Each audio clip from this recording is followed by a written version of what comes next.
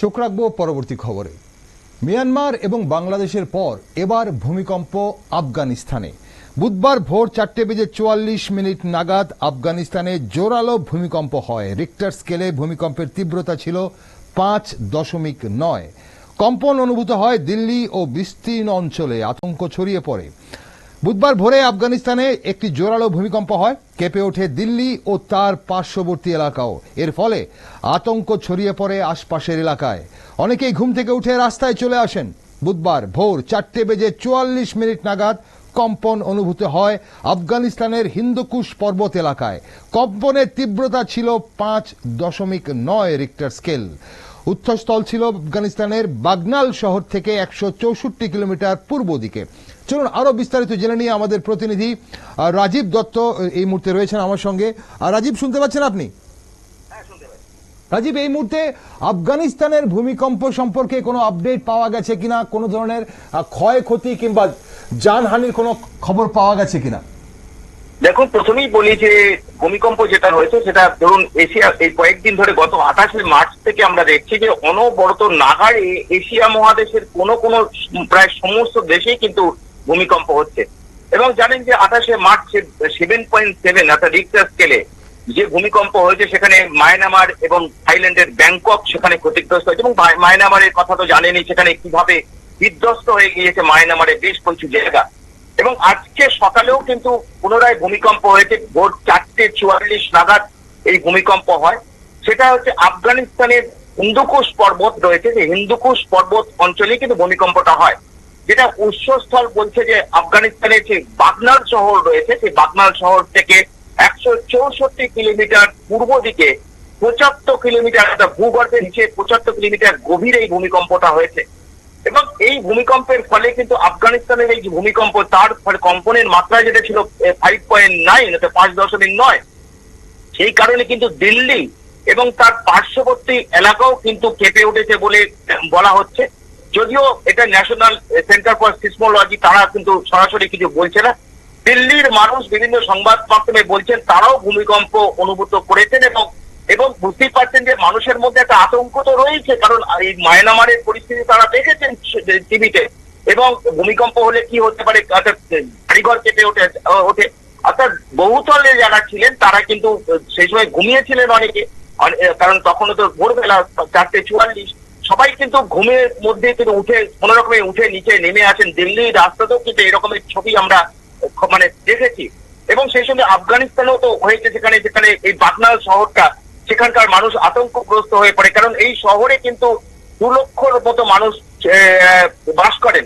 আর এইটা যদি বলেন, দেখুন এই যে হিন্দুকুশ পর্বত এবং আফগানিস্তানের এই বাগনাল প্রদেশটা যেটা বলছে যে এটা কিন্তু ভূকম্প প্রবণ এলাকা, যার ফলে ওখানকার মানুষ তো অনেক সচেতন, কিন্তু দিল্লির মানুষ সেখানে এই হঠাৎ করে ভূমিকম্পে তারা আতঙ্কিত হয়ে পড়েছিল। অর্থাৎ ভোরবেলায় হঠাৎ করে কেঁপে উঠেছে বাড়ি, তারা ঘুমের মধ্যে ছিলেন সকলে।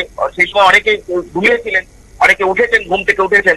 অর্থাৎ একটা আতঙ্ক ছড়িয়ে পড়েছিল। যদিও এখনো পর্যন্ত আফগানিস্তানের ক্ষয়ক্ষতির খবর আমরা পাইনি, কারণ আফগানিস্তানের খবর জানেন যে তালিবান সরকার তারা অনেকটাই গোপন করে, তারা খবর বাইরে একটা প্রকাশ্যে আনে না। তবে যেটুকু জানতে পারছি যে আজকে কিন্তু এই পাশাপাশি কিন্তু বাংলাদেশেও কিন্তু ভূমিকম্প হয়েছে খুব লো মাত্রায় 2.9, সেটা হচ্ছে 5.7। এবং সেই সঙ্গে জোরালো ভূমিকম্প হয়েছে কিন্তু অস্ট্রেলিয়া, দক্ষিণ অস্ট্রেলিয়ার 6.6 রিক্টার স্কেলে ভূমিকম্প হয়েছে বলে আমাদের কাছে খবর। এবং ফিলিপাইন্সের 5.6 রিক্টার স্কেলে ভূমিকম্প হয়েছে। কিন্তু যেটা দেখা যাচ্ছে যে এই ভূমিকম্প কিন্তু এখন কিন্তু এশিয়া মহাদেশের দেশগুলো কিন্তু রেগুলার প্রতিদিনই না কোথাও ভূমিকম্প হচ্ছে, এবং সেখানে 5-এর উপরে হচ্ছে। এবং 5-এর উপরে হওয়া মানেই বুঝতে পারছেন এরা অত্যন্ত জোরালো ভূমিকম্প।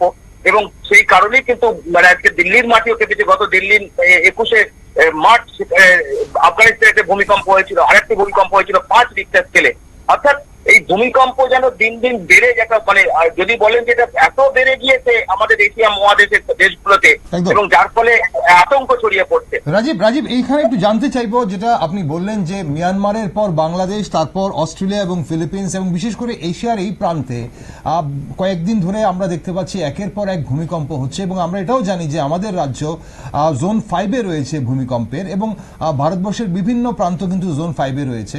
তো এই মুহূর্তে সরকার কোনো ধরনের ধরনের বা প্রশাসন কোনো ধরনের ভূমিকম্প নিয়ে তৎপরতা এই মুহূর্তে নিচ্ছে কিনা, এই ধরনের কোনো খবর আছে কিনা?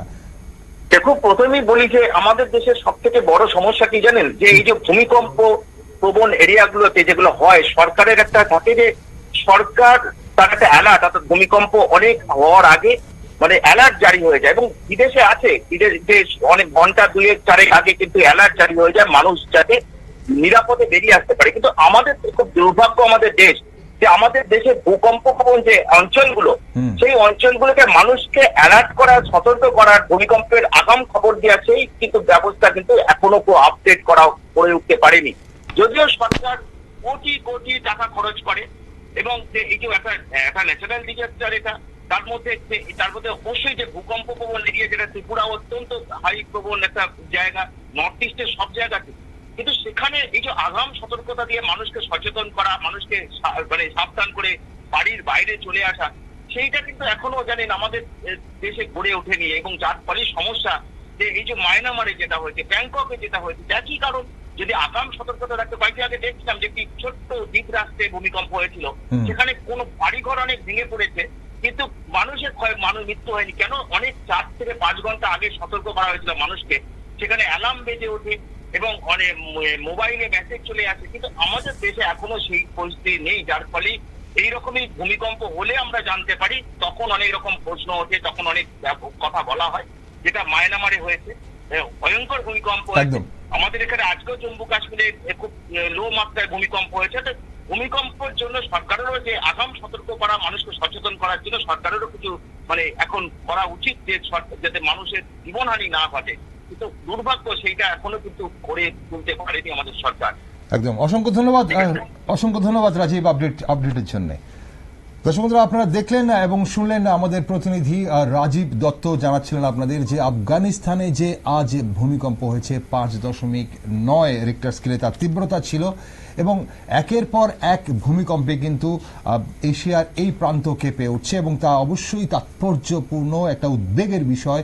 এবং আমাদের দেশের বিভিন্ন প্রান্ত, বিশেষ করে আমাদের রাজ্য এবং উত্তর পূর্ব ভারতে কিন্তু জোন 5-এ রয়েছে। তাই আগাম সতর্কতা যদি পাওয়া যায়, অবশ্যই অনেক প্রাণ হয়তো বাঁচানো যাবে যদি এই ধরনের তীব্র ভূমিকম্প আমাদের দেশের বা রাজ্যের এইসব প্রান্তে হয়। তার জন্য আগাম সতর্কতা পাওয়ার মতো কি কি পরিস্থিতি নেওয়া যেতে পারে সেদিকে অবশ্যই আমরা ভাবছি। কিন্তু আপনাদের আরও একবার জানিয়ে দিই, বুধবার ভোরে আফগানিস্তানে জোরালো ভূমিকম্প হয়, কেঁপে ওঠে দিল্লি ও তার পার্শ্ববর্তী এলাকাও। এর ফলে আতঙ্ক ছড়িয়ে পড়ে, অনেকেই ঘুম থেকে উঠে রাস্তায় চলে আসেন। বুধবার ভোর 4:44 নাগাদ কম্পন অনুভূত হয়। আফগানিস্তানের হিন্দুকুশ পর্বত এলাকায় এই কম্পন অনুভূত হয়। কম্পনের তীব্রতা ছিল 5.9 রিক্টার স্কেলে। উৎসস্থল ছিল আফগানিস্তানের বাগনাল শহর থেকে 144 কিলোমিটার পূর্ব দিকে। আফগানিস্তানের এই ভূমিকম্পের ফলে দিল্লিতে কম্পন অনুভূত হয়, যেটা অবশ্যই একটা উদ্বেগের বিষয়। আফগানিস্তান থেকে বহু দূরে দিল্লিতেও কিন্তু এর কম্পন অনুভূত হয়। আমরা প্রায় জানি যে পাকিস্তানেও কিন্তু প্রায় কিন্তু এই ধরনের ভূমিকম্প হয়। এখন মায়ানমারের যে ভূমিকম্প আমরা দেখেছি, ভয়ঙ্কর ভূমিকম্পে ক্ষতিগ্রস্ত হয়েছে মায়ানমার এবং ব্যাংকক, সেখানে মৃত্যু হয়েছে অনেক মানুষের। তবে ন্যাশনাল সেন্টার ফর সিসমোলজি দিল্লির ভূমিকম্প নিয়ে কিছু বলেনি। দিল্লির বাসিন্দারা দাবি করছে ভূমিকম্প অনুভূত হয়েছে। এই মুহূর্তে নেব ছোট্ট একটি বিরতি। আপনারা সঙ্গে থাকুন, দেখতে থাকুন নিউজ ভ্যানগার্ড।